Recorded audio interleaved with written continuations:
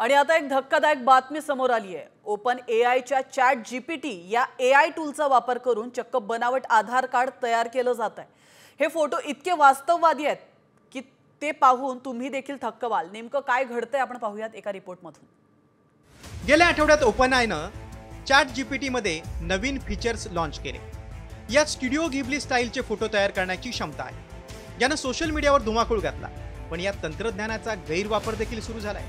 काही social media युजर्सनी chat जीपीटीच्या नवीन photo realistic फीचरचा वापर करून बनावट आधार कार्ड तयार केले। हे फोटो अगदी खऱ्या आधार कार्ड सारखेच दिसतात। एक्सवर काही युजर्सनी ओपन आयचे सीईओ सॅम ऑल्टमन आणि टेस्लाचे सीईओ इलॉन मस्क यांच्या नावानं बनावट आधार कार्ड शेअर केले। या कार्डावर QR कोड आणि आधार क्रमांकही दिसतोय। ओपन आयनं आपल्या GPT 4.0 मॉडेलबद्दल सांगितलंय की हे नवीन ऑटो रिग्रेसिव्ह मॉडेल डॅल ई पेक्षा जास्त धोकादायक आहे, त्यामुळे बनावट ओळखपत्र तयार करणं सोपं झालंय। चॅट जीपीटी, ग्रॉक म्हणा, तुम्ही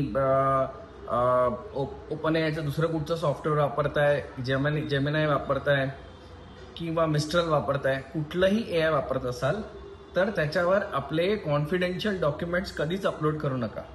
म्हणजे त्याला तुमच्या कॉन्फिडेन्शियल नंबर्स आणि कॉन्फिडेन्शियल फोटो जो आहे, जो आधारला किंवा पॅनला दिलेला असतो, त्याचं ट्रेनिंग त्याला देता येत नाही किंवा तो घेत नाही ती ट्रेनिंग, आणि परत तो जनरेट करू शकणार नाही।